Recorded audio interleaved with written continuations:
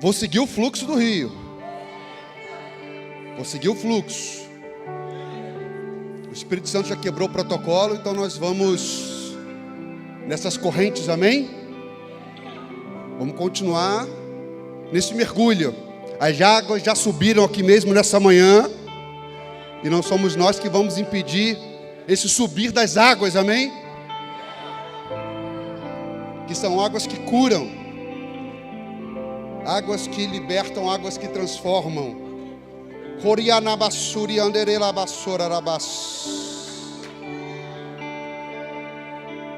Alguém esqueceu o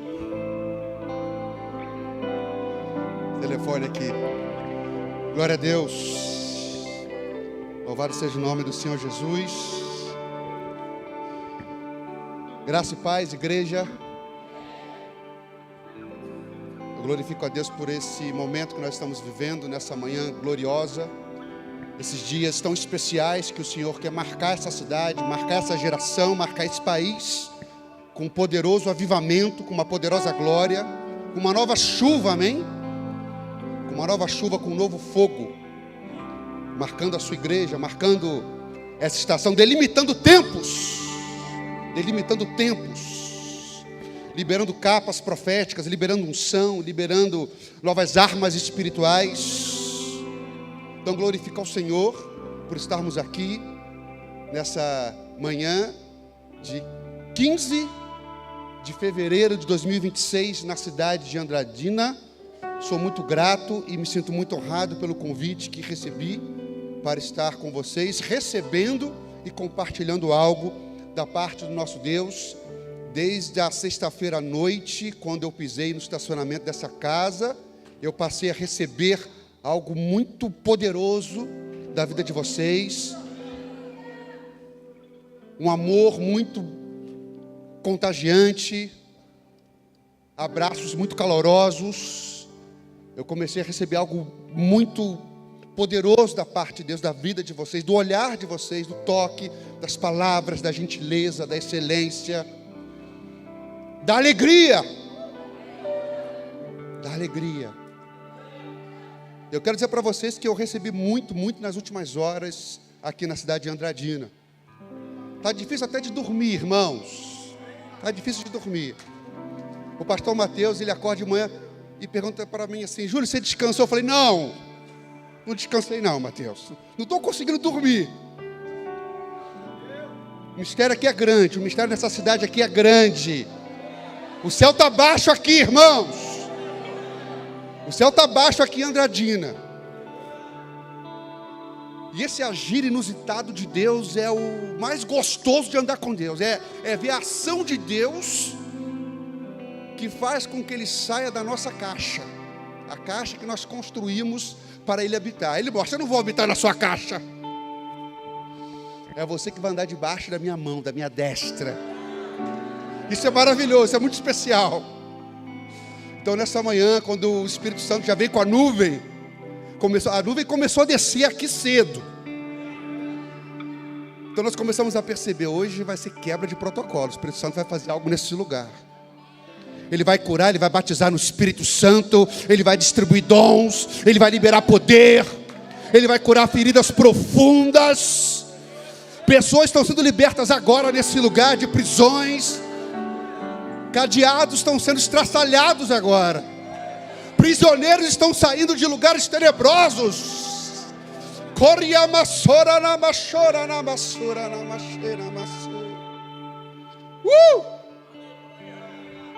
Aleluia.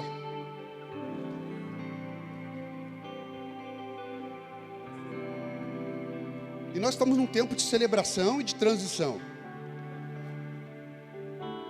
Esse congresso, essa reunião, ela celebra os 7 anos dessa casa, esse tempo, essa jornada percorrida.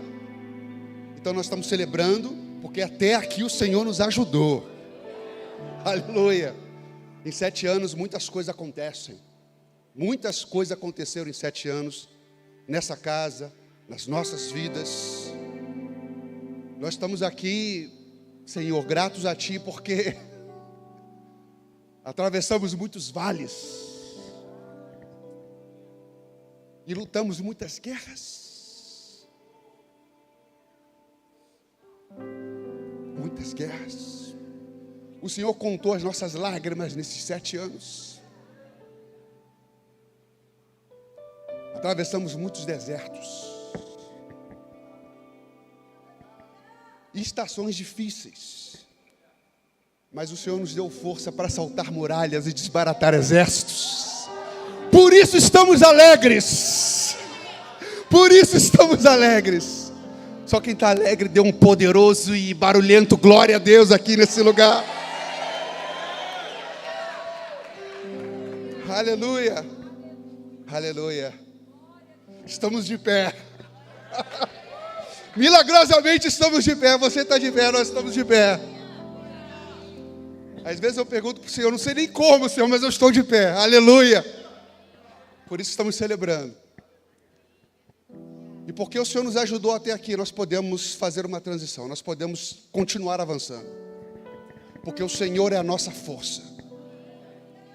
Ele é a nossa fonte.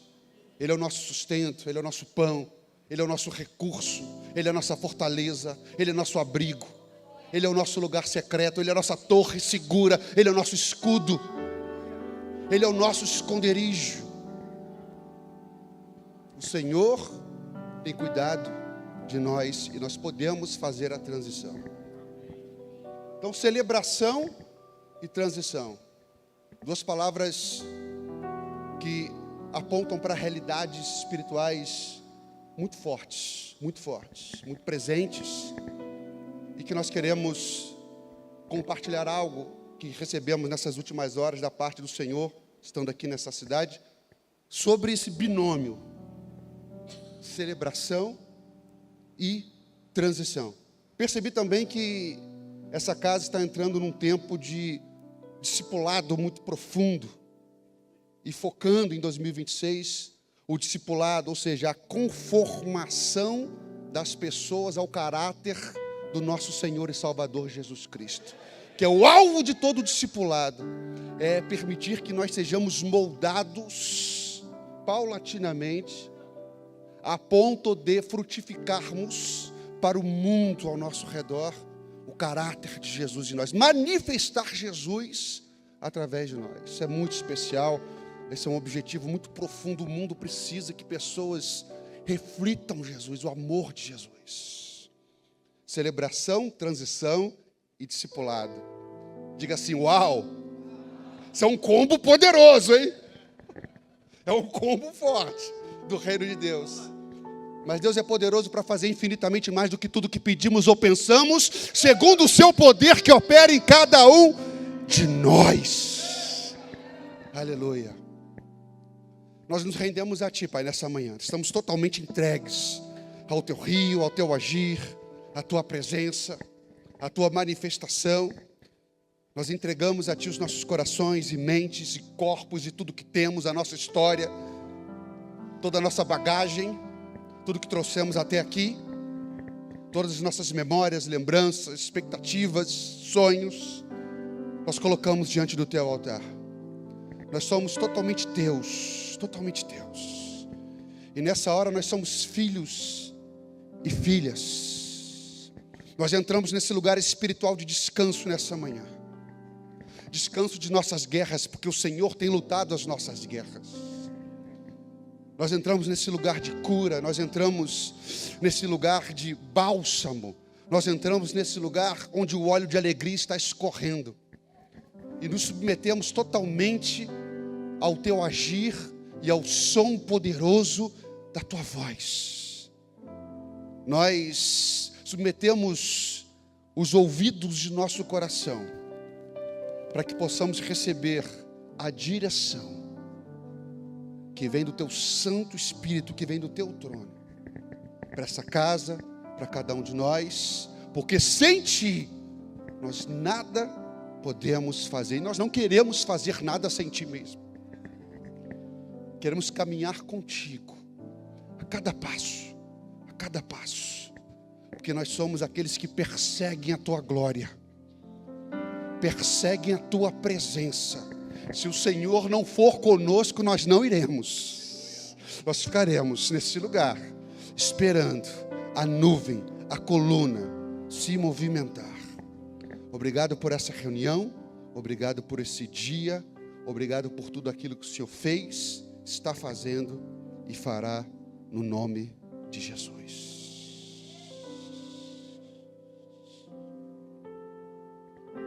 Aleluia. Igreja, estamos nesse tempo de celebração, de transição e de discipulado. E nós precisamos, ao falar sobre essas coisas, sobre esses temas, sobre essas realidades, entender que quando Deus está movendo o seu povo e movendo a sua igreja, Ele também está nos movendo individualmente, a cada um de nós. Deus trata com pessoas e reúne pessoas para que elas se movimentem juntas. Mas para fazer esse movimento corporativo, o Senhor mexe em nosso coração, movimenta a nossa história individual. Então, antes de falarmos sobre o movimento do povo de Deus, eu quero apenas te relembrar que para você movimentar-se nessa estação com o povo de Deus, você precisa saber que Deus está mexendo na sua vida e na sua história.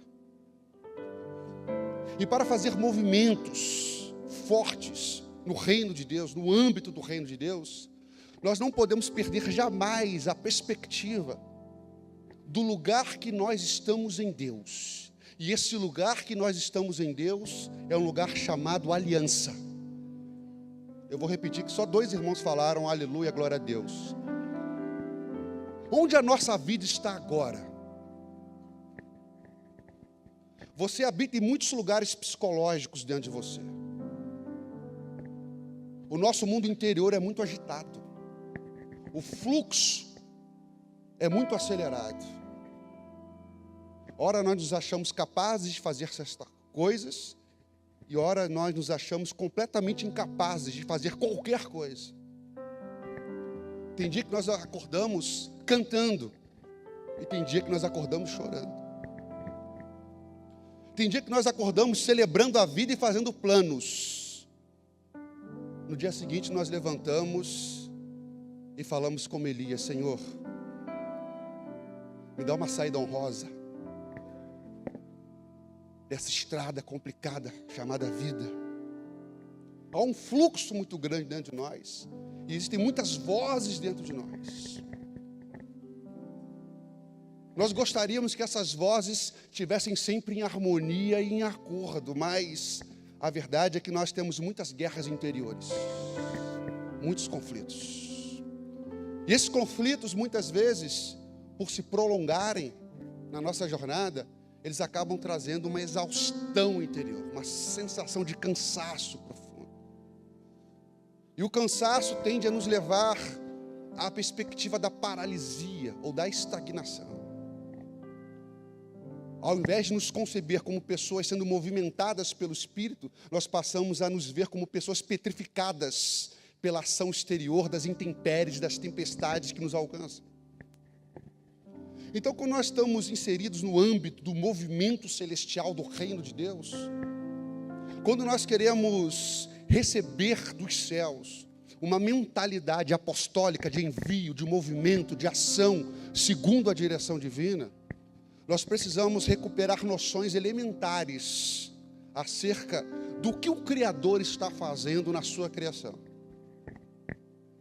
E o elemento básico da ação divina é estabelecer uma aliança. Repita comigo: aliança.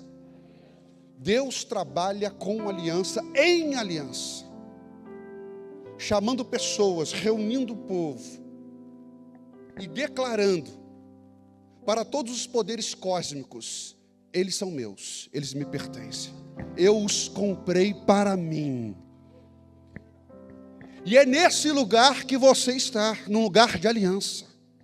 Diga bem alto assim, eu estou em um lugar de aliança.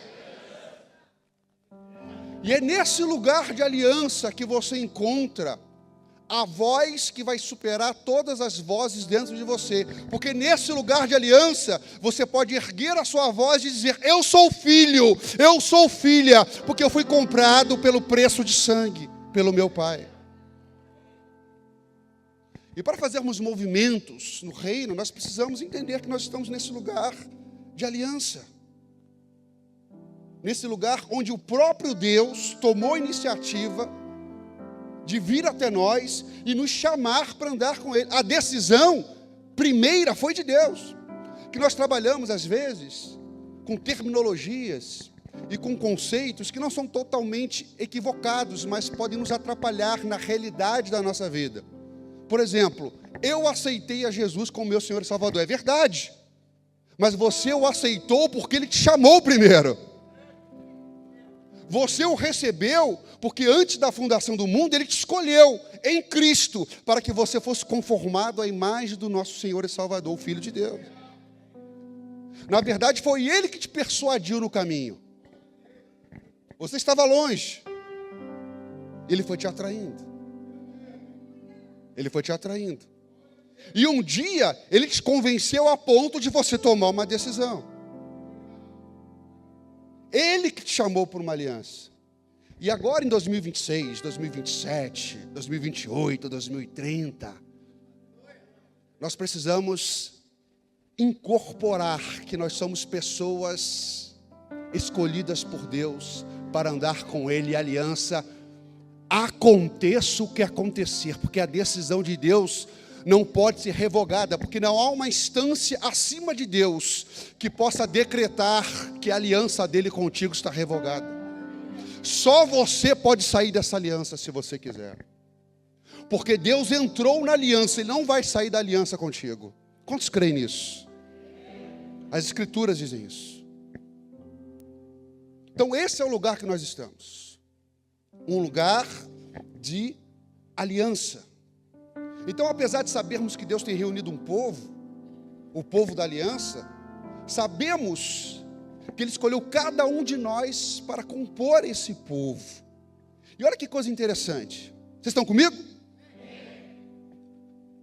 Pela encarnação de Deus, quando o Criador, que é Espírito, vem ao mundo como homem, nós percebemos como Ele age em relação às pessoas individualmente. Isso é muito importante. E como que Jesus agia individualmente em relação às pessoas? Tocando-as. E quem que Jesus, o Deus vivo, tocava? Os reis, os importantes, os bambambãs, os especiais. Não, Ele tocava principalmente os peregrinos do caminho, os simples. Na verdade, Deus nasceu na periferia do mundo, nasceu no Bronx. Deus nasceu num conjunto habitacional. Sim? Ele nasceu na periferia do Império Romano, muito longe de Beverly Hills, muito longe de Miami, de Orlando. Nasceu na periferia, nasceu na quebrada. Deus, quando esteve no mundo, era um homem, permitam-me essa linguagem um pouco irreverente, um homem da quebrada. Jesus, o carpinteiro da Galileia, da onde?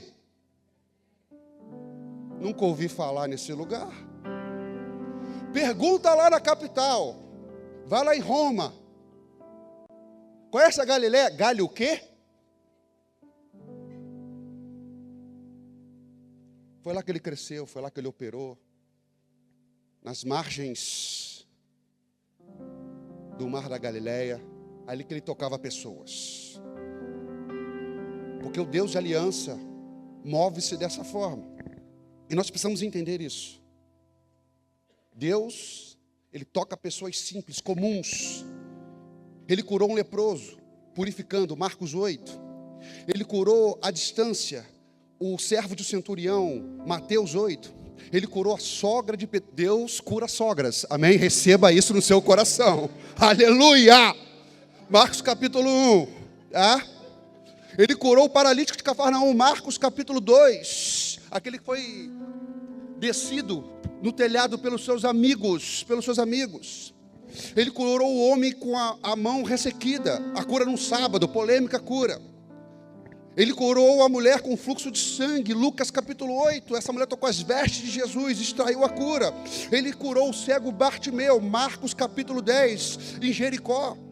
Ele curou o surdo e gago, Marcos capítulo 7. Essa cura foi uma cura muito interessante, muito inusitada, porque ele usou a saliva e disse a palavra Éfata. Ele curou o paralítico no tanque de Betesda, João capítulo 5, homem doente há 38 anos. Ele curou o endemoniado, libertou, exorcizou os demônios do gadareno, Marcos capítulo 5. Homem possesso por uma legião. Ele curou o filho de uma mulher cananeia, Mateus capítulo 15.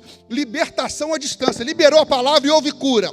Por causa da fé da mãe, a fé da mãe. Ele curou o endemoniado mudo, Mateus capítulo 9.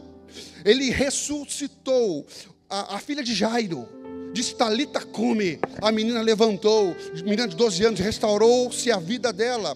Ele ressuscitou o filho da viúva de Naim, Lucas capítulo 7, durante um cortejo fúnebre, acabou com a tristeza, acabou com o luto, acabou com a dor, acabou com aquilo que parecia irreversível. Ele curou o seu amigo Lázaro, chorou por ele, depois de 4 dias no sepulcro. Isso só é uma amostra grátis de como Deus age tocando pessoas comuns em suas dores, em seus dilemas, em suas situações aparentemente irreversíveis, em suas encruzilhadas, em seus lugares de asfixia espiritual, em seus lugares onde elas estão ali totalmente impossibilitadas de dar o próximo passo. Em Mateus capítulo 4, versículos 23 e 24, a Bíblia diz que Jesus foi por toda a Galileia, ensinando nas sinagogas deles, pregando as boas novas do reino e curando todas as enfermidades e doenças entre o povo.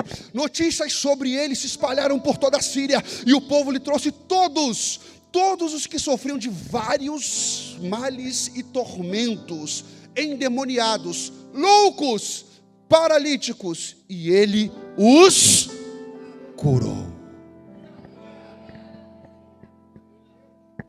Esse é o Deus que você serve nesse tempo de celebração, de transição e de discipulado. Eu estou usando aqui a nova versão internacional.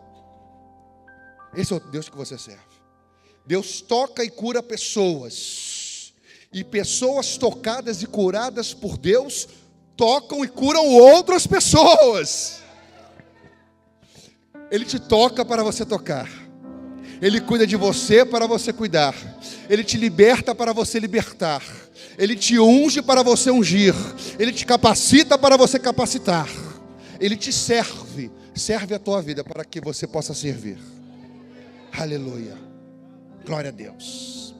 E a partir desse fluxo de aliança e graça e operação sobrenatural da presença de Deus entrando nas nossas vidas, aparentemente indignas de receber um rei, a partir daí, ele vai transformando pessoas, e de pessoas transforma famílias, e de famílias transforma redes de relacionamentos, e a partir da transformação de redes de relacionamentos, ele começa a transformar comunidades maiores, ele transforma cidades, ele transforma nações, e ele quer tocar todo mundo com a sua salvação e com o seu poder de submeter a Ele todas as coisas que se lhe opõem, para manifestar a graça de Deus entre os homens. Todos nós somos testemunhas de que Deus está operando de maneira muito especial nessa região. É minha primeira vez aqui em Andradina, minha primeira vez aqui nessa região. Entramos ali na cidade, eu me deparei com 2 monumentos quando eu entrei na cidade. O pastor Mateus estava dirigindo, né? Aí nós entramos, passamos debaixo daquele viaduto. Falei, cuidado, Mateus, tem uma boiada ali. Não, rapaz, é só um monumento, um monte de boi mesmo. Rapaz, eu nunca vi tanto boi no monumento na minha vida. Glória a Deus, glória a Deus. Negócio bem feito, né? O negócio é hollywoodiano, cara. E o outro monumento que eu vi na entrada da cidade, sabe qual é? Rapaz, eu nunca vi um McDonald's daquele tamanho, gente. Pastor, aquele McDonald's, eu falei, Mateus, o que é isso aí, Mateus? É um templo do McDonald's? Eu falei, é. O pessoal aqui tem duas religiões, é cristão e Mac. Eu falei, rapaz, eu nunca vi um Mac desse tamanho, cara. Que mania de grandeza, né? Cidade muito gostosa, né, irmão? Cidade organizada, limpa, né? Agora tem um sol para cada um também, né? Só Jesus, um sol para cada um aqui, meu Deus do céu. Jesus amado. Lembra até o Rio de Janeiro, né? Quente a beça, né? Mas Deus é bom, né? Aí no final da tarde, né? Você está esperando aquele ventinho fresco, vem aquele vento quente, né? Você fala, aleluia, Jesus. Mateus esse dia tomou 4 banhos. Eu falei, misericórdia, 4 banhos. Glória a Deus, Deus é bom demais. E Deus está tocando essa região, Deus está tocando essa cidade e está tocando vidas a partir dessa cidade. Todos vocês são testemunhas disso e chamados para participar disso. Estão sendo convocados para participar disso. É muito interessante o poder de Deus atuando em épocas, em lugares e regiões específicas. Durante o século XVIII, 2 eventos muito contrastantes estavam acontecendo na Europa. Na França, em 1789, estava acontecendo a Revolução Francesa. Um movimento ateísta, um movimento que combatia o catolicismo francês medieval e confiscou as propriedades da Igreja Romana e prendeu milhares de pessoas, torturou milhares de pessoas, colocou milhares de pessoas na guilhotina após julgamentos sumários, uma carnificina, um derramamento de sangue, uma coisa atroz, absurda, desumana. E poucos quilômetros dali, em Londres, na Inglaterra, estava acontecendo um avivamento metodista, liderado por John Wesley. Enquanto na França as pessoas estavam derramando sangue, na Inglaterra, uma geração de homens e mulheres empoderados estavam salvando vidas. Enquanto na França pessoas eram levadas para o cativeiro e para a morte, na Inglaterra, a poucos quilômetros dali, pessoas eram tiradas do cativeiro do pecado e transportadas para o glorioso reino de vida do nosso Senhor e Salvador Jesus Cristo, porque um grupo de pessoas entendeu que aquela cidade poderia ser transformada. Eu gosto muito da biografia do John Wesley. O John Wesley é considerado o maior evangelista da história depois do apóstolo Paulo. Ele nasceu em família da igreja da Inglaterra, família anglicana tradicional, mas desde cedo ele sentia uma inquietação. Ele sentia que a vida com Deus iria muito além do prédio da igreja, tanto que é célebre a frase de Wesley dizendo: o mundo é minha igreja.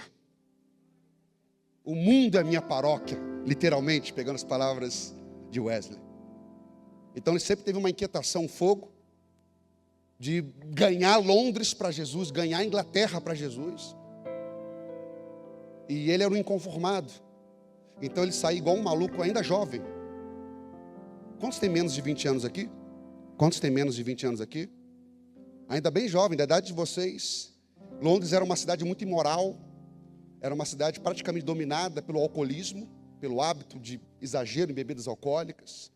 Era uma cidade onde o índice de crimes era muito, muito grande, mas o sistema prisional era um sistema prisional praticamente de masmorra.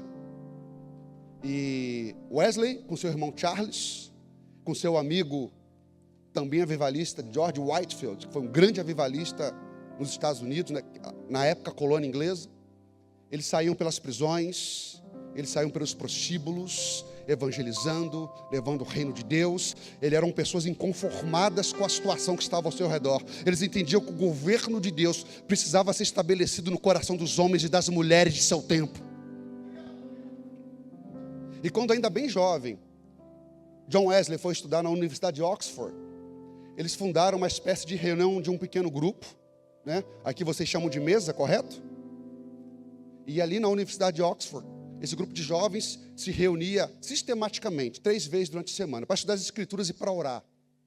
E de maneira pejorativa, depreciativa, os outros estudantes os chamavam de metodistas, porque diziam que eles eram muito apegados a um método, a um sistema. Ou seja, vocês são muito religiosos, vocês são muito sistemáticos, sabe? Vocês estão em uma posição de serem ridicularizados. Mas ali, naquele grupo, estava nascendo um dos maiores movimentos cristãos da história, que abalou, tocou vidas e toca até hoje. Porque de um pequeno grupo de pessoas inconformadas e que clamam a Deus e que buscam nas Escrituras a realidade do reino, meus irmãos, qualquer grande avivamento nunca visto na história pode fluir. Então, Andradina, aperte os cintos, hein? Aperte os cintos. Eu sei que vocês estão se reunindo em oração todos os dias. Eu sei disso, estou sabendo, estou ligado, estou ouvindo as coisas aqui em Andradina.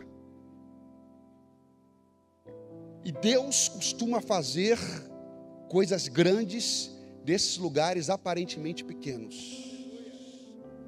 Porque um lugar aparentemente pequeno, ele só precisa de homens e mulheres grandes. Ele não precisa ser grande, mas precisa de homens e mulheres grandes. E nós nos tornamos grandes em Deus quando nós nos diminuímos diante de Deus. Quando nós nos humilhamos diante de Deus. Aí Deus começa a nos fazer grande. E o maior ato de humilhação diante de Deus é submeter a sua vida à oração. Que a oração é o maior ato de fé. É você falar com Deus que é Espírito. É você entrar na esfera do invisível. Mas é nessa esfera do invisível que você começa a tocar as realidades visíveis. Louvado seja o nome do Senhor.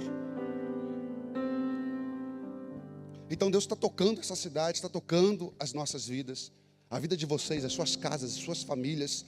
Mergulhem profundamente nesse processo e nesse rio. E eu quero falar nessa manhã, eu estou só na introdução, amém? Eu vou até a hora que o bom senso permitir, né? Aleluia.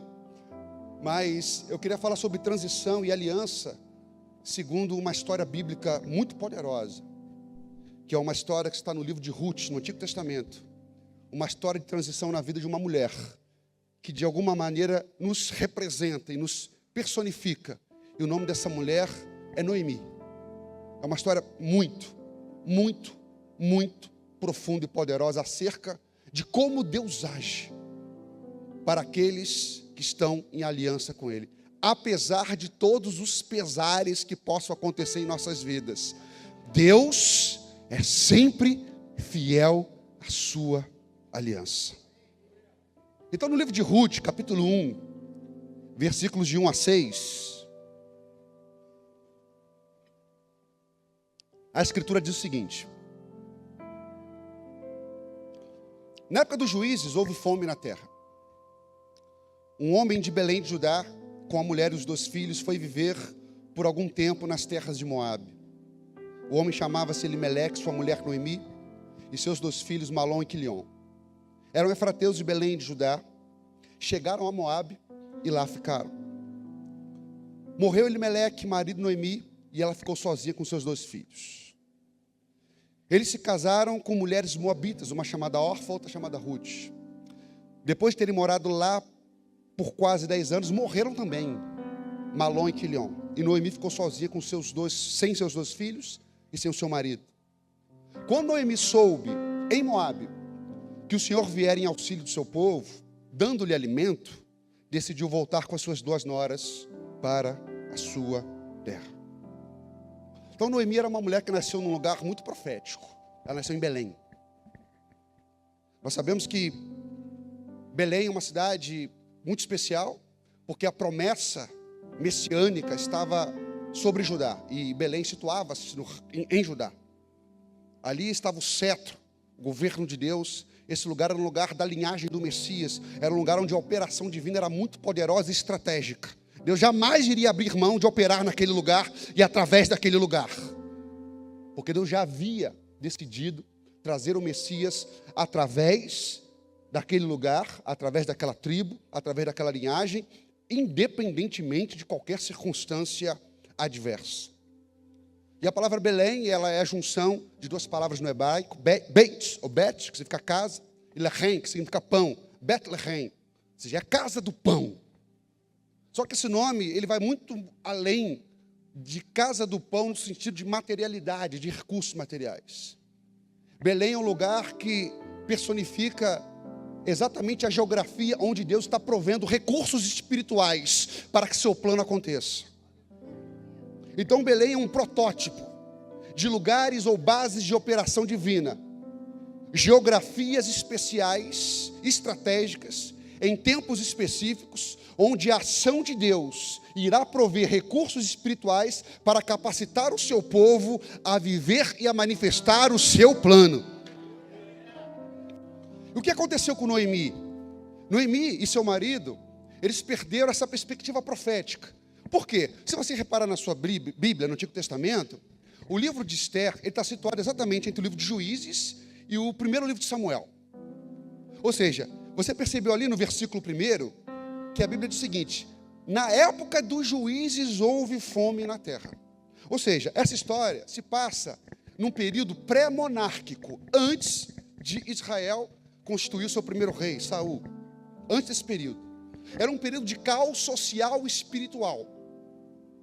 Israel estava vivendo momentos de profundas oscilações, porque Israel já estava se caracterizando como um povo que quebrava aliança. Então era um período de muita instabilidade. E nesse período de juízes, os israelitas, em sua maioria, eles haviam perdido a perspectiva da aliança e a perspectiva de quem era aquele Deus que os havia tirado do Egito através de atos poderosos no Êxodo. Então muitos israelitas, paradoxalmente, estavam sem visão de Deus.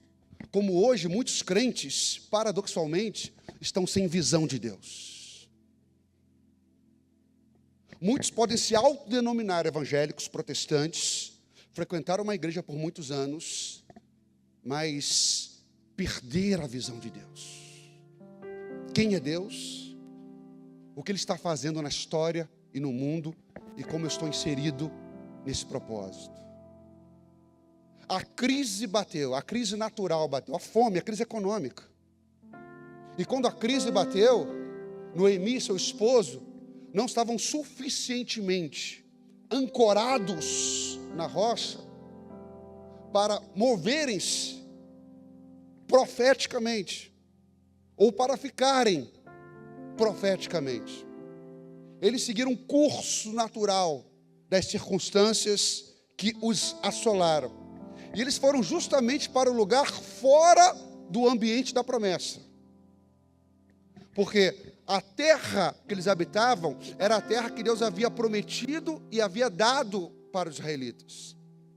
Aquela terra era a terra da provisão, era a terra dos milagres, era a terra do sobrenatural, era a terra onde os israelitas eram treinados, era a terra onde os israelitas eram disciplinados por Deus, era a terra onde eles encontravam a sua identidade. E eles se movem para além dessa fronteira profética, apostólica e sobrenatural. Eles vão habitar justamente no território do inimigo. Eles vão habitar em Moabe, inimigos históricos de Israel. E ali a vida de Noemi começa a descer ladeira, descer profundamente uma ladeira. Começa uma sucessão de perdas muito dolorosas na vida de Noemi. Primeiro ela perde seu esposo, seu marido.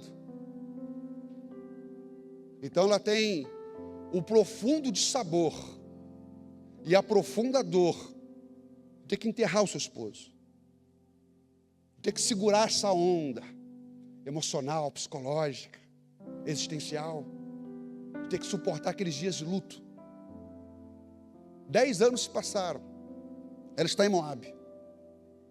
Ela está fora da geografia da promessa. E uma tragédia maior lhe sucede. Seus 2 filhos falecem. Aquilo que estava ruim ficou pior. Malom e Quilion faleceram. E Noemi ficou sozinha com as suas 2 noras. Um ambiente da antiguidade, altamente hostil às mulheres que ficavam desprotegidas e sem homens para serem seus guardiães e protetores pessoais, ela se viu numa situação de total desamparo. Com a morte do marido e dos filhos, não morreram apenas pessoas, mas morreram os sonhos de Noemi. Os seus sonhos foram sepultados.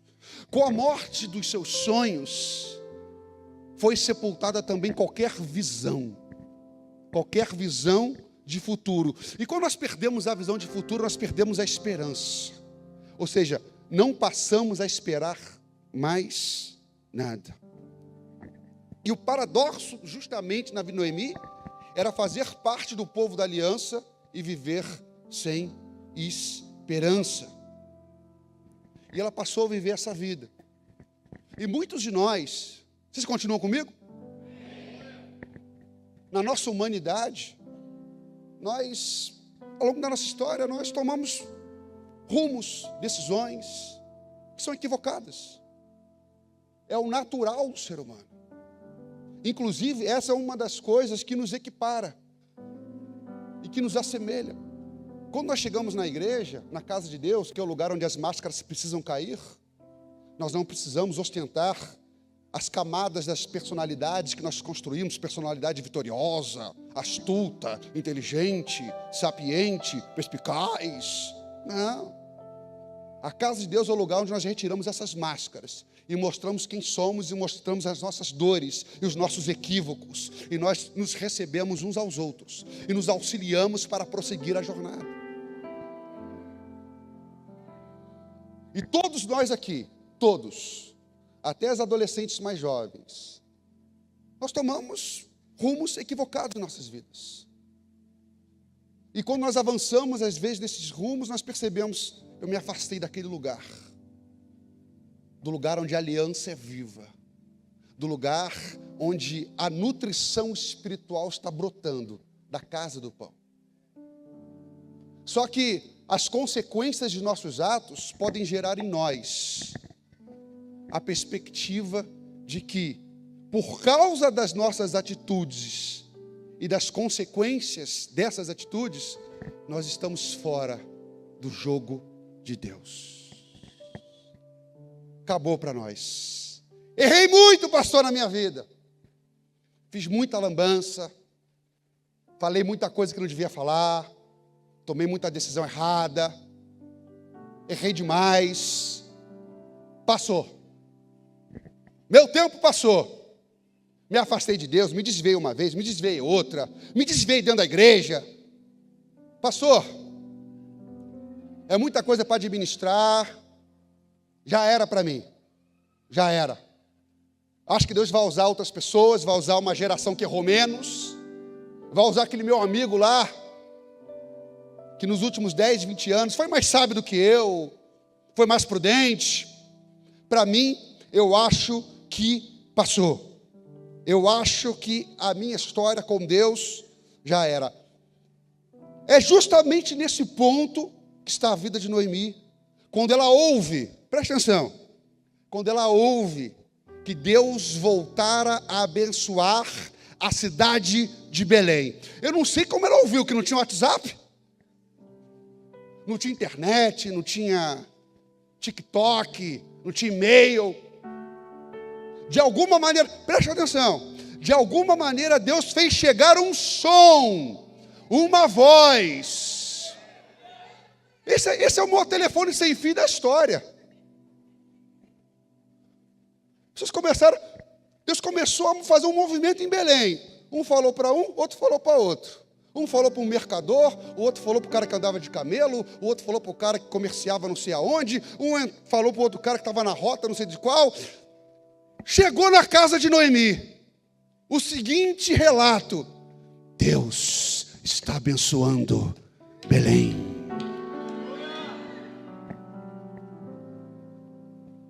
Aqui nós começamos a ver a operação de aliança e de graça, que é quando Deus chama os errantes para voltar às origens. Deus chama os que mais estão longe e diz: volta. Volta. Eu tenho vergonha de voltar, Pai, mas eu não tenho vergonha de ser chamado seu Pai. Volta. Deus estava preparando Noemi para conhecer aliança e graça. Aliança e graça. E Ele deu um jeito de chamar.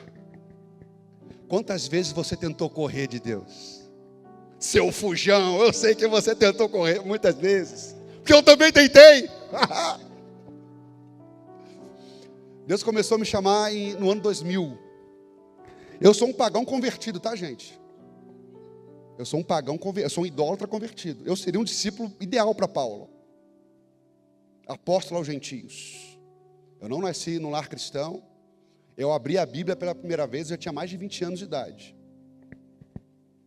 Eu nasci num ambiente completamente distante do nosso Deus, o Deus que nós amamos e que nos salvou. Nasci nesse lugar.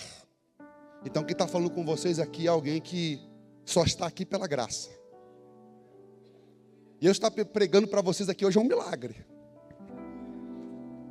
Porque como que alguém que cresceu, foi formado longe de Deus, só foi abrir a Bíblia com mais...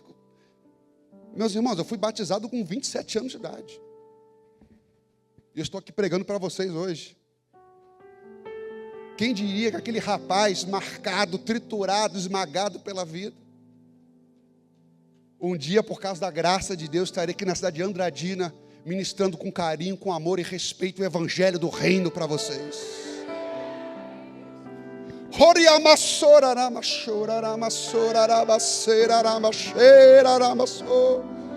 Mas um dia o som me alcançou. Eu estava longe, mas Ele sempre esteve perto.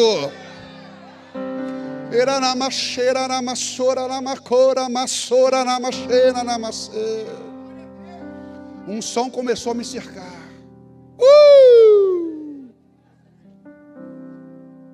Era o som da salvação.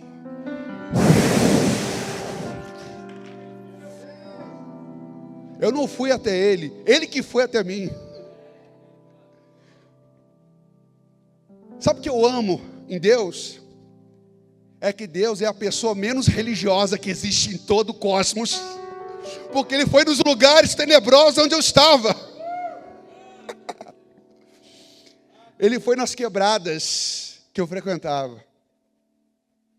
Incrível, incrível, mas real.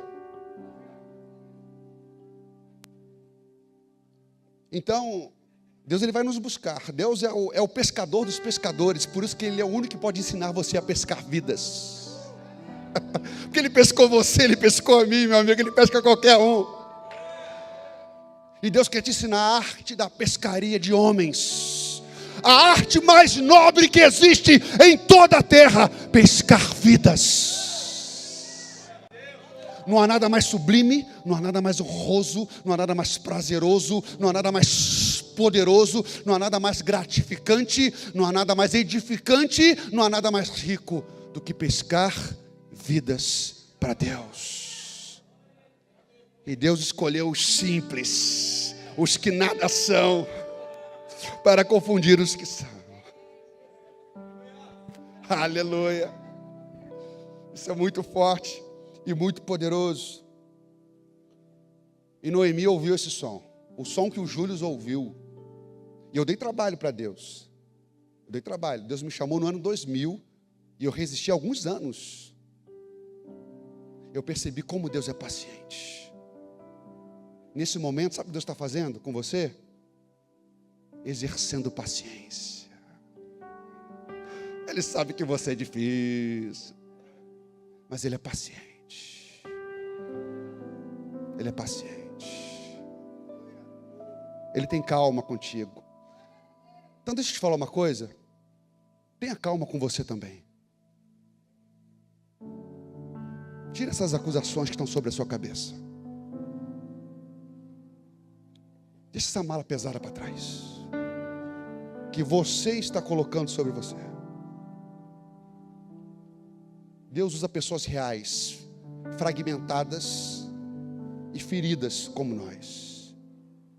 E Deus, Ele tem muitas hospedarias no caminho. Ele vai te curando no caminho. É como os 10 leprosos. Vão até o sacerdote, que no caminho vocês vão ser curados. É isso que Deus está fazendo com as nossas vidas. Estava fazendo com Noemi. Aleluia. Nós ficamos com a forte impressão em nossa alma de que as escolhas que fizemos, somadas aos dissabores que vivemos, nos desabilitaram para sermos agentes do reino de Deus. Nós só pensamos assim porque não conhecemos e experimentamos ainda a dimensão ampla e profunda da aliança e da graça de Deus.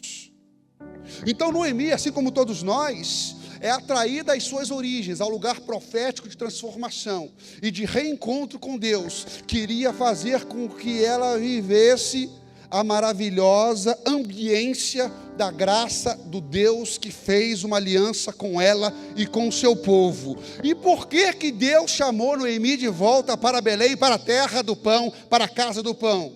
Porque Deus estava fazendo algo novo iria nascer. Algo novo precisava vir à luz, e Deus precisava de pessoas quebradas para trazer coisas grandes à luz, porque a glória de Deus não é dividida com o mérito humano. A graça de Deus, ela se sobreeleva quando Deus pega pessoas que nada são e as usa para manifestar o que Ele é. Então Ele precisava de uma história bem hardcore. Ele precisava de uma história de uma mulher bem ferida, bem desanimada, bem desacreditada, para mostrar: fui eu que fiz, e quando eu quero fazer, eu faço, e eu, quando ajo, quem pode me impedir? Deus puxa Noemi para um ambiente profético, onde o sobrenatural flui nos vasos de barro, onde o vaso de barro pode receber o tesouro. Muitas coisas estão nascendo nesse tempo aqui em Andradina. Muitas coisas estão nascendo nesse tempo, nessa região. E é preciso ter o discernimento de que Deus está puxando cada um de vocês para esse lugar profético de alimentação espiritual e de nutrição espiritual, onde os ventres proféticos vão conceber a vontade de Deus e vão dar a luz aos projetos de Deus que vão tocar vidas nessa região, nessa cidade, nesse estado, nesse país e nas nações. Para você gerar em Deus, você precisa estar num ambiente profético de total dependência do Espírito Santo.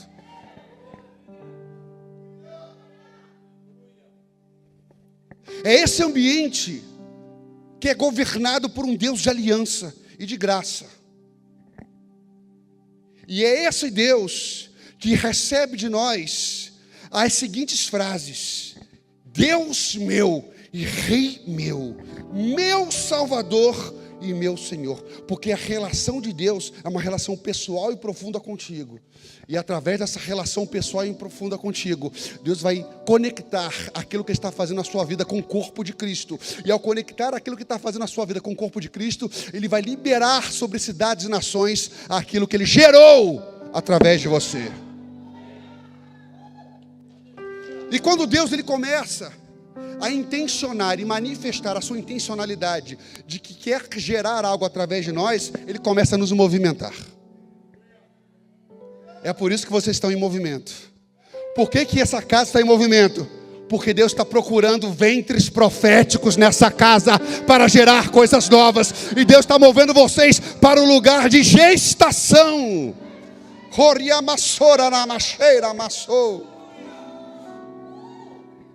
Quando Deus quer fazer algo novo, Ele começa um movimento. E às vezes a gente estranha.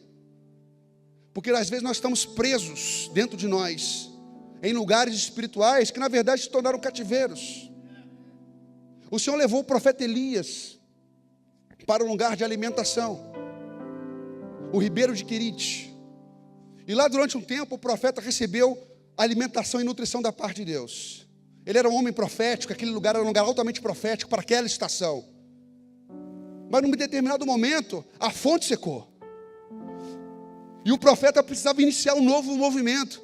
Ele precisava identificar. Ele não poderia ter apego ao lugar. Porque quando passamos muitos anos num lugar, seja físico, seja geográfico, seja espiritual, às vezes nós nos apegamos ao lugar e perdemos a perspectiva do movimento dos céus. Olhamos para baixo e não para cima. E Deus tinha um plano através de Elias, mas esse plano tocava todo Israel. Então o próprio Deus fez secar. Olha que coisa louca. O próprio Deus fez secar a alimentação do seu profeta, porque era o único jeito de botar o profeta em movimento. Por quê? O apóstolo Tiago diz: Elias era gente como a gente, sujeito às mesmas emoções. Se ele não arranca a nutrição de Elias, Elias não sai. Ele estava de boa, montou a rede dele lá, né? Jeová El Mimá, o Deus que mima, estava mimando ele lá, carninha, churrasquinho, de boa, aguinha fresca. Estou aqui, oh aleluia, oh, esse Deus é bom, teologia da prosperidade pura, aleluia, é isso que eu quero, vou ficar nesse lugar.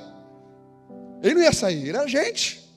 Os grandes profetas são gente, as grandes profetisas são gente também. Os heróis da fé são pessoas normais. Eu vou secar tudo, eu vou... Ah, varão. Tem crise. Deixa comigo. Ele secou. Aí a pessoa sem a mente profética, esse Deus, aí entra em crise com Deus, vai brigar com Deus. Aí vai para o MMA com Deus, vai para o fight com Deus. Aí vem cheio de justificativa, cheio de argumento. E Deus está fazendo o seguinte: estou te movimentando, meu filho. Estou te movimentando, minha filha. A crise é a maior pedagogia de Deus para movimentar os profetas. É assim que Deus movimenta profetas, com crises. Então, quando Deus quer fazer algo novo, Ele começa a nos movimentar. Vem comigo em Ruth capítulo 1, versículos 19 a 22. Ruth capítulo 1, versículos 19 a 22. Prosseguiram, pois, as duas até Belém. Ruth partiu com as suas duas noras, Orfa voltou, ficou em Moabe, e Ruth foi com Noemi em direção a Belém. Então prosseguiram, pois, as duas, Ruth e Noemi para Belém. Ali chegando, todo o povoado ficou alvoroçado por causa delas. Era Noemi, o retorno. E as pessoas perguntaram: será que é Noemi? Esse será que é Noemi é muito interessante no contexto. Porque se você não exagerar, alargar a interpretação do texto, mas colocar dentro de um plano real das circunstâncias humanas, como normalmente as coisas acontecem, Noemi estava irreconhecível. Ela estava irreconhecível, fisicamente irreconhecível. Era uma mulher de dores, de profundas dores. É uma mulher que experimentou o sofrimento em dimensões difíceis de suportar. Então as pessoas que a conheciam olharam assim: rapaz, será que é Noemi mesmo? Será que é Noemi aquela que estudou comigo lá no ensino fundamental? É? Que jogava lá no meu time de vôlei? Rapaz, parece Noemi, rapaz. Noemi, será que é Noemi? E as pessoas se alvoroçaram e perguntavam umas para as outras: será que é ela? Versículo 20, mas ela respondeu: não me chamem de Noemi, melhor que me chamem de Mara. Noemi significa agradável e Mara significa amarga. Eu não sou mais uma pessoa agradável. Eu não tenho mais aquela vitalidade, aquele entusiasmo de outrora. Aquilo foi drenado, aquilo foi sugado. Agora eu sou uma mulher amarga. É por isso que talvez vocês não me reconheçam como eu era. Por que aquilo era necessário? Pergunta assim: por quê? As pessoas precisavam ver, as pessoas de Belém precisavam ver o antes e o depois que Deus ia operar na vida de Noemi. Elas precisavam olhar aquela Noemi nos olhos, para depois olhar a próxima Noemi nos olhos e falar assim: Deus fez isso. Só Deus pode fazer isso na vida de um homem e na vida de uma mulher. E através daquilo que Deus iria fazer na vida de Noemi, as pessoas seriam tocadas por Deus, ainda que sem palavras. E quando as pessoas são tocadas por Deus, por aquilo que Deus faz profundamente na vida de alguém, nós temos aí o fogo do avivamento sendo alastrado. Porque é o poder de Deus vivo manifesto diante dos nossos olhos. Então não me chame de Noemi. Agora olha que interessante, ela diz assim: o Todo-Poderoso tornou minha vida muito amarga. De mãos cheias eu parti, mas de mãos vazias o Senhor me trouxe de volta. Por que me chamam Noemi?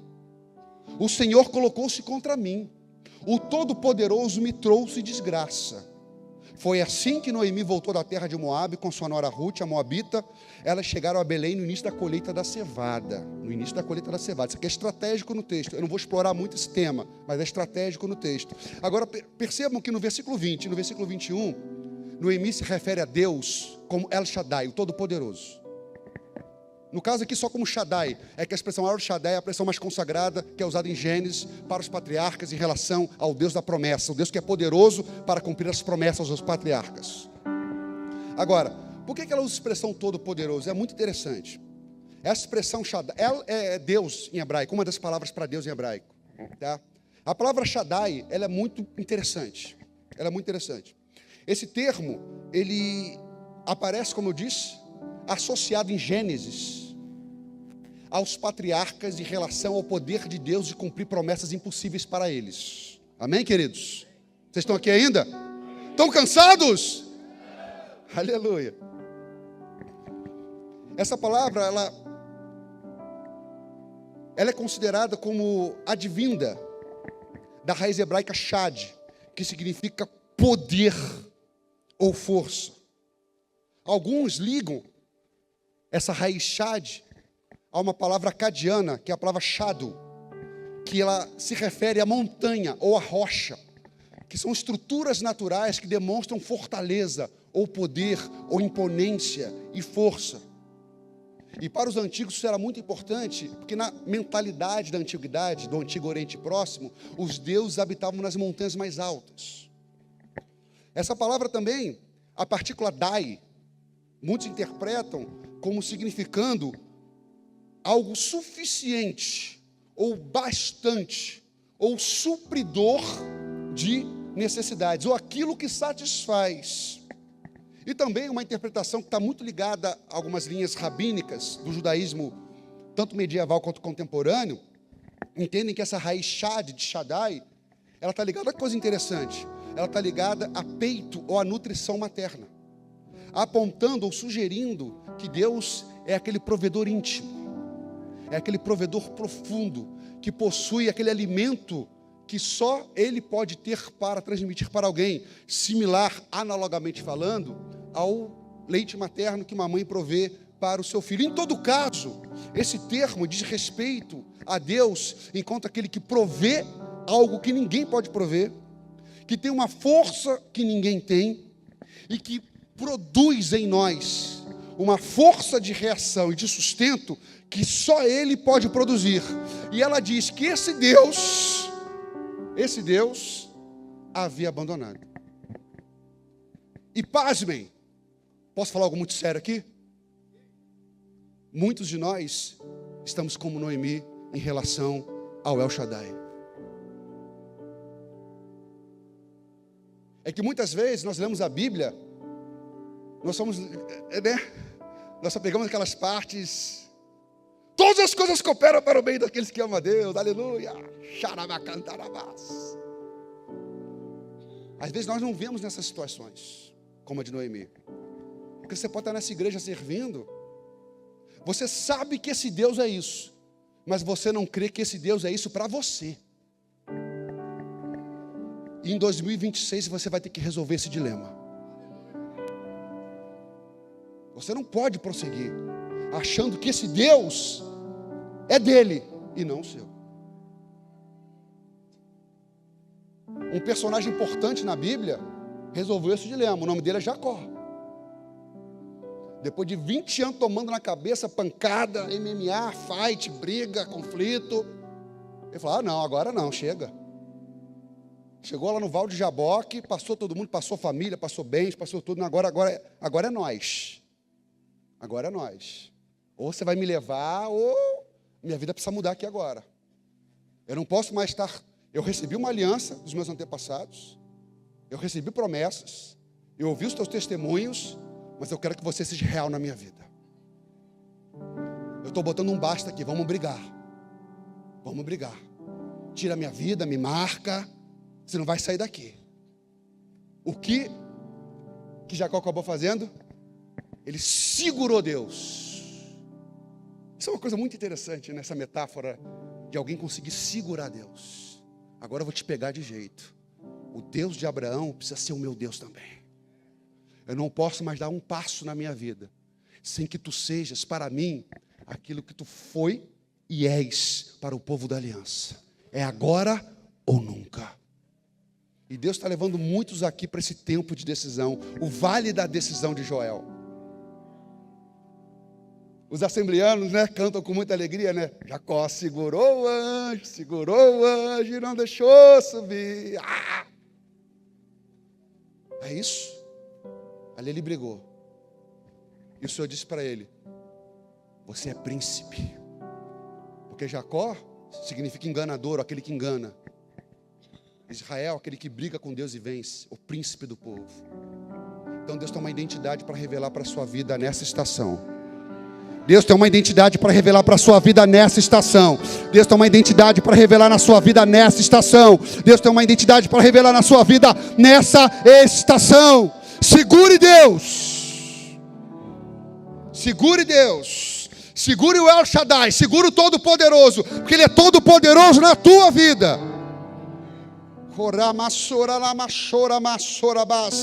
Tem muitos Noemis e muitas Noemis aqui. Muitos que dizem como ela, o meu tempo passou. Eu não posso mais gerar, não posso mais conceber. Deus está removendo essa mentalidade. Pois a palavra profética derramada pelo Espírito Santo no dia de Pentecostes diz o seguinte, Atos 2, capítulo 17. Nos últimos dias, diz Deus, derramaria meu Espírito sobre todos os povos. Os seus filhos e suas filhas profetizarão. Os jovens terão visões e os velhos terão sonhos. É sobre todas as classes de pessoas de idade, independentemente do tempo, independentemente do que você viveu. Deus está derramando o seu Espírito, restaurando a visão e os sonhos. Restaurando a visão e os sonhos. Então Deus estava operando uma transição profunda na vida de Noemi, acerca de como Ele é um Deus de graça e como Ele age em fidelidade à sua aliança. E em momentos decisivos de nossas vidas, a nossa maior cura não é em relação ao passado, ao que fizemos, mas em relação à paternidade presente de Deus. É dessa cura que nós precisamos. Nós não podemos nos livrar do passado, mas nós precisamos encontrar uma paternidade presente, que vai cuidar de nós, apesar do nosso passado. Aleluia! Glória a Deus. Então nós precisamos mergulhar profundo em Deus. É um tempo de mergulhar nessa aliança profundamente. É um tempo de pegar Deus pelas suas vestes e trazer para perto. E ali nós mergulharmos no coração de Deus, compreendendo profeticamente a sua paternidade e nos envolvendo nesse ambiente de glória e de fogo do seu coração. Nesse ambiente de glória e de fogo no seu coração. E nós aqui estamos sendo empurrados para isso. E você precisa dar esse passo nesse tempo da sua vida. Mergulhar no coração de Deus. Sem medo. Sem medo. Sem medo. Sem medo. Sem medo. Oh! Sou no fogo. Eu não tenho medo. Esse é o meu lugar. Coramassore canta cholamamaba canta ramamabasei. Lanço no fogo. Eu não tenho medo. Esse é o meu lugar. Coramassure canta chona canta nabasei. Lanço no fogo. Eu não tenho medo. esse é o meu lugar. Mergulhe, mergulhe, mergulhe, mergulhe, mergulhe, mergulhe, mergulhe. Me lanço no fogo, eu não tenho medo. Esse é o meu lugar.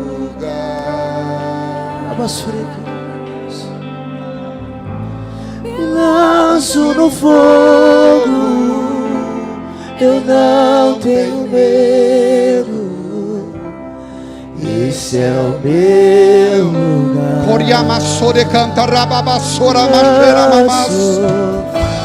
Me lanço no fogo, eu não tenho medo. Esse é o meu lugar. Eu não temerei. Eu não temerei o que me possa acontecer. Se a tua glória vir, vem queimar. Eu não temerei o que me possa acontecer. Se a sua glória vir,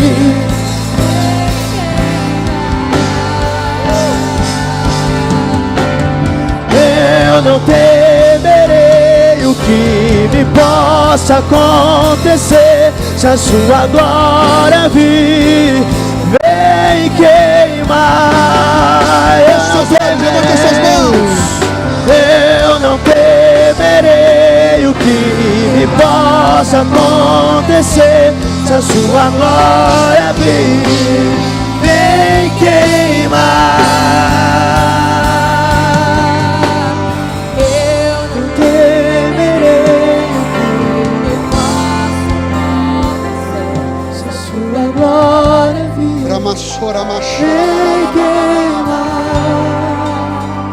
Eu subo a montanha. Eu subo a montanha. Eu não tenho medo. Esse é o meu lugar. Kamamassora machola mamassora macanta rabababa. Eu não Coriana basuri andele cantariana cantana macanta chora mama. Rola masuri andele la massore cantara mama canta chora mama. Eu subo a montanha, eu não tenho medo. Esse é o meu lugar. Eu subo a montanha, eu não tenho medo. Esse é o meu lugar.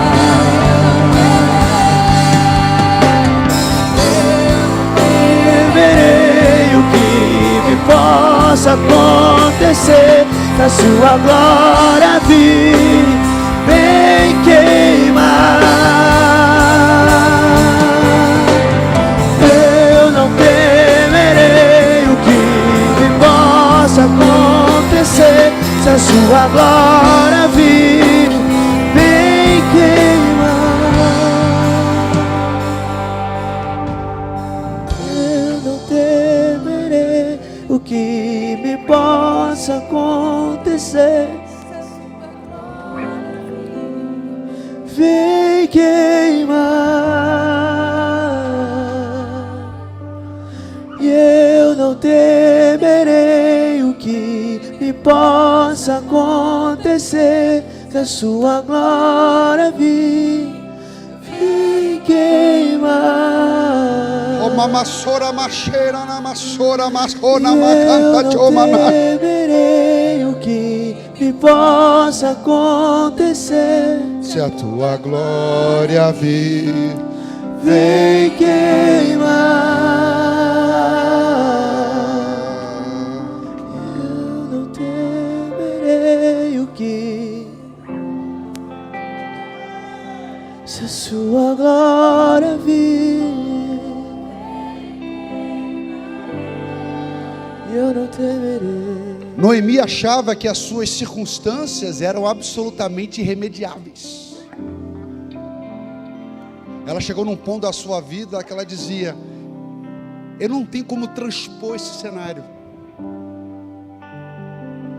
Ela precisava de um novo homem na sua vida, só que ela era uma mulher idosa. Ela precisava de um protetor na sua vida, mas como que ela iria gerar? Por isso que no caminho de volta de Moabe para Belém, ela disse o seguinte para as suas noras: voltem, minhas filhas, porque viriam comigo? Poderia eu ainda ter filhos que viessem a ser seus maridos?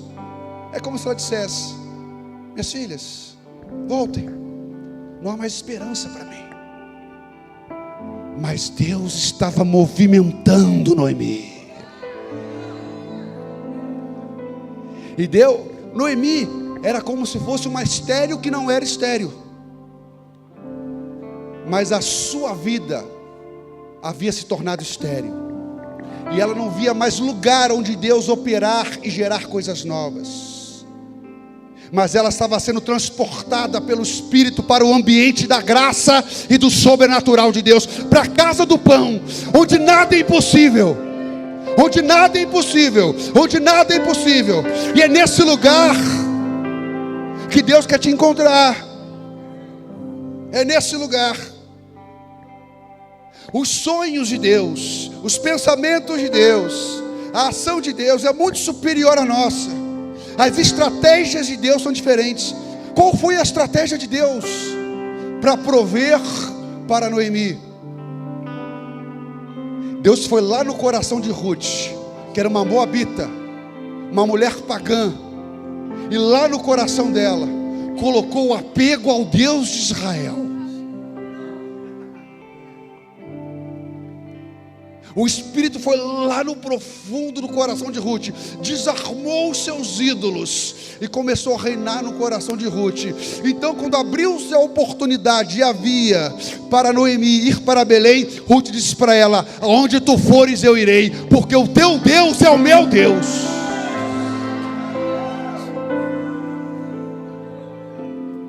Então Deus está fazendo coisas que nós não sabemos, mas Ele está fazendo. Na verdade, Ruth acreditava que o El Shaddai era o verdadeiro El Shaddai em todas as circunstâncias. E Ruth iria ser um instrumento de restauração da fé de Noemi no El Shaddai, no Deus que pode todas as coisas. E olha que coisa extraordinária, olha que coisa extraordinária. Noemi era idosa, não ia mais conceber, mas Deus preparou o ventre de uma outra mulher, uma mulher de aliança, para conceber no lugar dela. Meu Deus.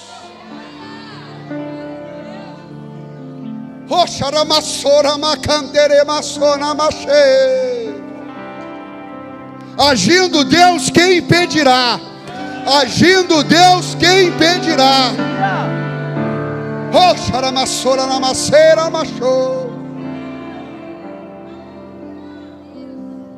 Noemi só estava sendo atraída por aquele som, o som da graça. Não sabia nem o que ia acontecer. Chegou em Belém: eu sou uma mulher amarga. Mas ela mal sabia que do lado dela estava o ventre que ia gerar aquilo que ia reverter a sua amargura e transformar a sua amargura em alegria. Deus tem grandes coisas para você, meu irmão. Deus tem grandes coisas para você, minha irmã. Deus está trabalhando nesse momento, agora mesmo, na sua vida, na sua história.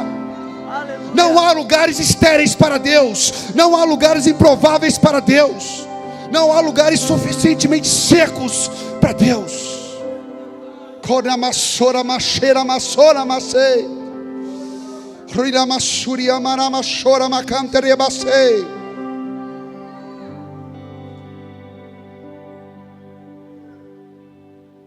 Então lá em Ruth capítulo 4, pode ficar aí, vamos ficar nessa vibe aqui. Vamos ficar nessa vibe. Ruth capítulo 4, a partir do versículo 13, a escritura diz algo extraordinário. Ruth, a sua nora, ela concebeu de Boaz, E diz a palavra de Deus: Boaz casou-se com Ruth e ela se tornou sua mulher. Boaz a possuiu. E preste atenção. E o Senhor concedeu que ela engravidasse. Preste atenção nesse texto. Olha que texto, irmãos. Olha que texto. O Senhor concedeu. Essa expressão hebraica ela também pode denotar favoreceu, apontando para o favor, para Deus agindo de forma como doador. O Senhor concedeu que ela engravidasse dele e desse à luz um filho.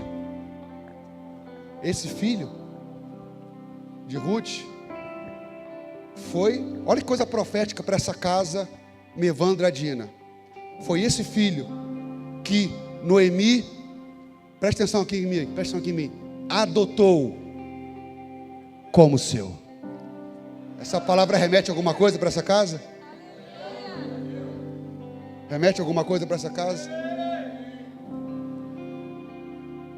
O filho do ventre de Ruth foi dado como filho adotivo para Noemi, como dádiva de Deus. Sabe o que eu fico imaginando, irmãos? Tem uma mochila aí, alguém? Tem a minha mochila. Vem cá, Mateus, sobe aqui por gentileza.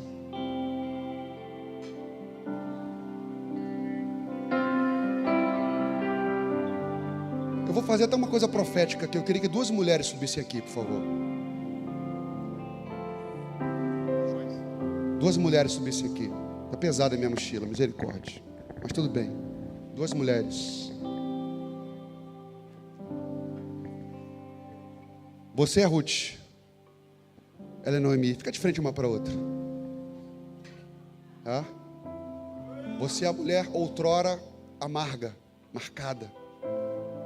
Você é a mulher que acabou de conceber um filho. Esse aqui é o filho. Segura no colo como se estivesse segurando uma criança. Com carinho. E diga para Noemi. Noemi. O Senhor me favoreceu com essa criança.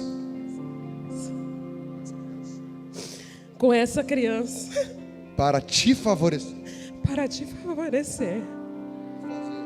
E fazer que a sua alegria retornasse e você celebrasse o Deus da aliança que te ama e que jamais se esqueceu de ti. Filho.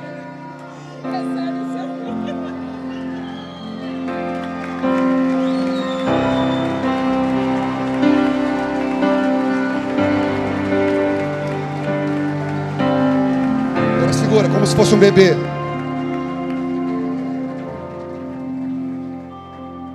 Meu irmão e minha irmã, pensa uma cena que eu queria ter visto.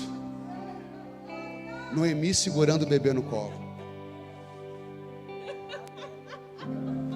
Que cena, irmãos. Essa cena aconteceu mais ou menos por volta do ano 1100 antes de Cristo. Aquela mulher pegou um filho no colo de novo. Deus é um Deus de coisas novas, irmãos. Deus é um Deus de vida, de restauração, de alegria. Deus é o Deus que pega os ventres, que gera coisas novas. Para a nossa alegria, para a nossa alegria, para a nossa alegria, para a nossa alegria.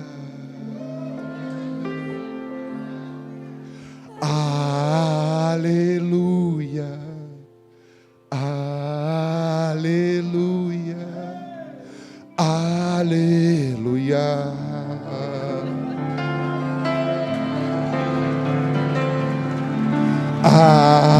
Aleluia, Aleluia, aleluia.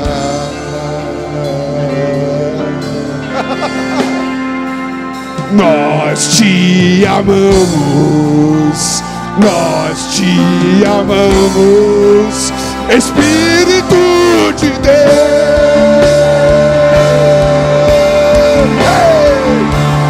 Nós te amamos, nós te amamos, Espírito de Deus.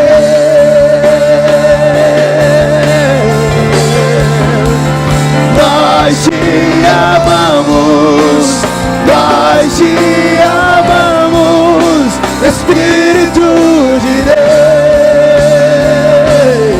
Vem sobre nós, vem sobre nós, vem sobre nós, Espírito de Deus.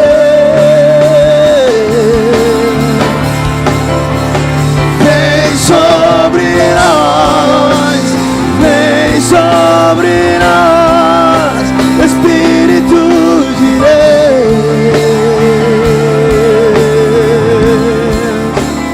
Nós te amamos, Espírito de Deus. você que ora em línguas, começa a orar em línguas nesse lugar. Você que é batizado no Espírito, você que tem o dom de línguas, fecha teus olhos, começa a fluir em línguas nesse lugar.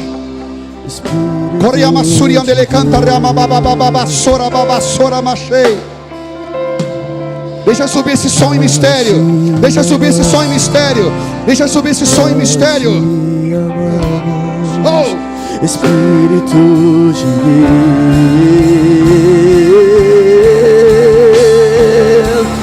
Nós te amamos, nós te amamos, Espírito de Deus.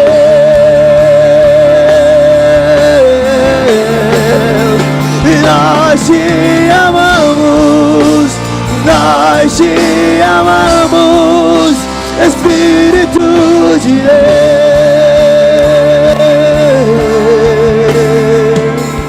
Nós te amamos. Muitas coisas estão nascendo nesse tempo. Muitas coisas estão nascendo nesse tempo. Muitas coisas estão nascendo nesse tempo.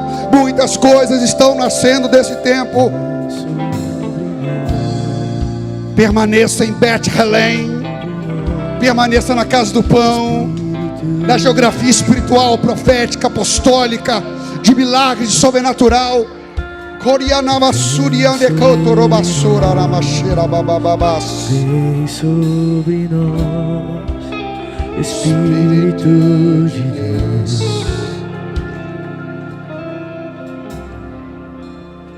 Vem sobre nós, vem sobre nós, Espírito de Deus. E as mulheres de Israel em Ruth, capítulo 4, versículo 14, disseram: louvado seja o Senhor, que hoje não a deixou sem resgatador. Que o seu nome seja celebrado em Israel, celebrado em Israel.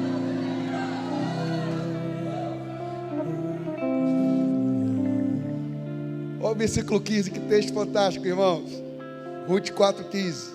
Mateus: o menino dará a você nova vida. Nova vida. E a sustentará na velhice. Pois é o filho da sua nora, que a ama. Olha que coisa extraordinária.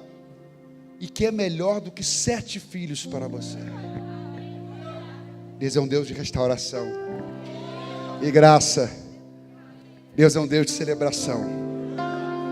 Deus é um Deus de celebração. E para terminar, irmãos, irmãs, esses são os processos de discipulado, de amadurecimento com Deus. É assim que Deus age, é assim que Deus trabalha. Deus leva os vasos para a sua olaria. E ali Ele precisa quebrar os vasos. É necessário. A vida com Deus não é indolor. Mas isso não significa que é uma vida sem cor. São esses processos que nos preparam para conhecê-lo mais profundamente.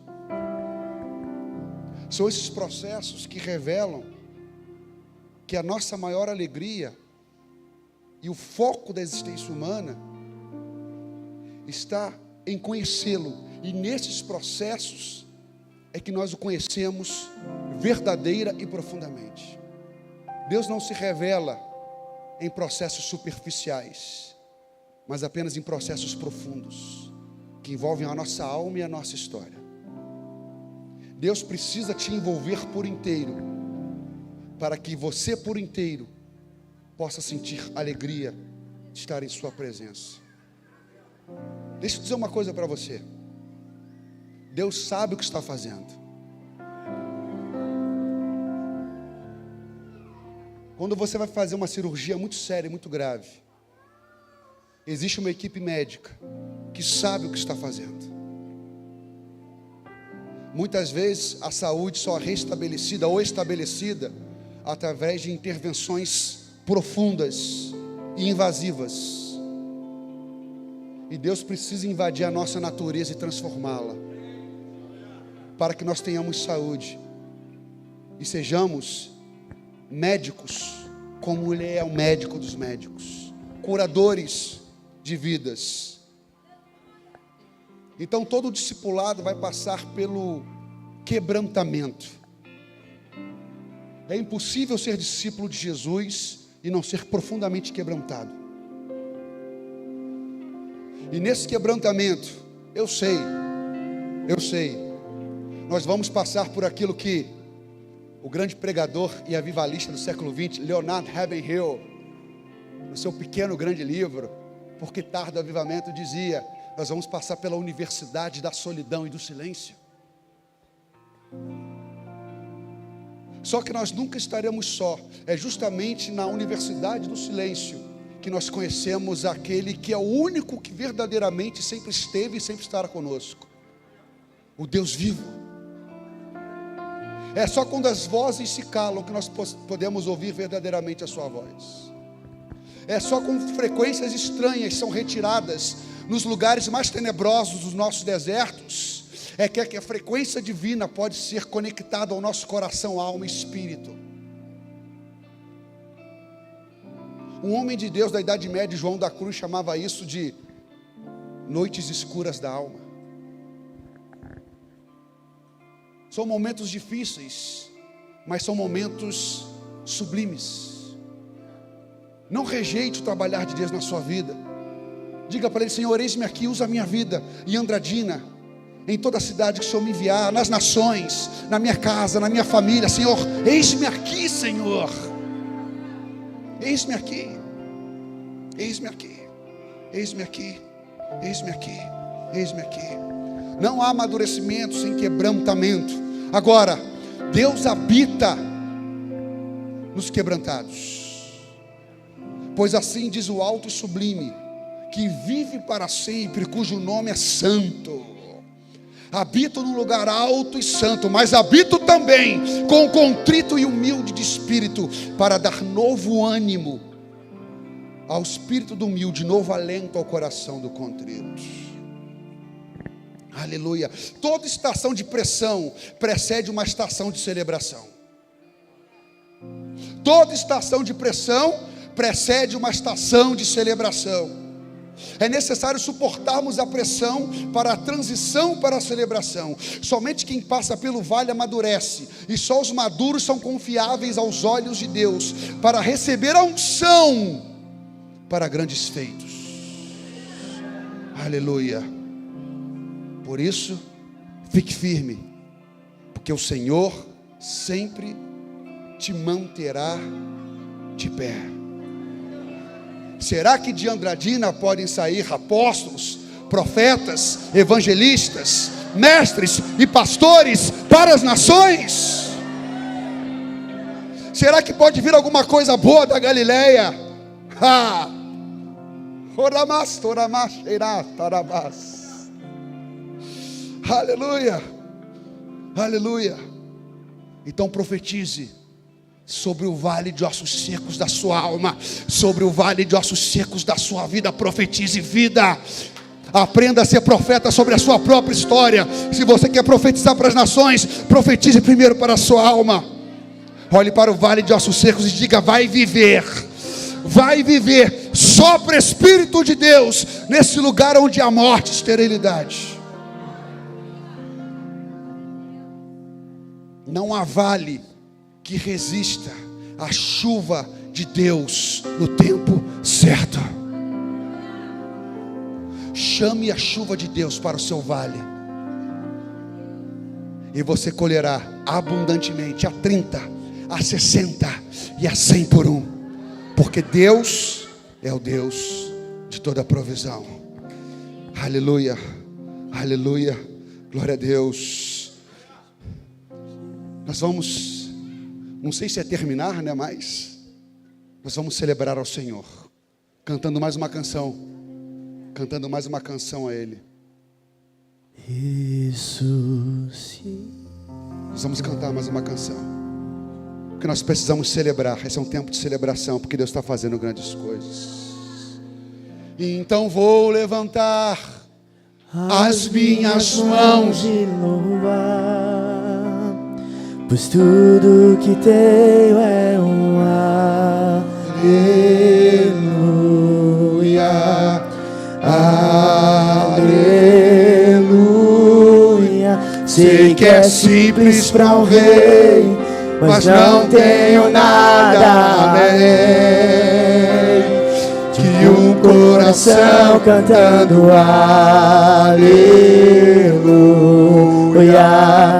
aleluia. Então vou levantar as minhas mãos e louvar, pois tudo que tenho é um aleluia, aleluia. Sei que é simples para o rei, mas não tenho nada além de um coração cantando aleluia, aleluia. E meu coração não se envergonhe, cante essa canção, pois sei que há fôlego nesses pulmões. Vamos louvar ao Senhor. Em meu coração não se envergonhe, cante essa canção, pois sei que há fôlego nesses pulmões. Vamos louvar ao Senhor. Em meu coração não se envergonhe, cante essa canção, sei que eu vou nesses pulmões. Vamos louvar ao Senhor. Então vou levantar as minhas mãos e louvar, pois tudo que tenho é um aleluia, aleluia. Sei que é simples para o rei, mas não tenho nada além de um coração cantando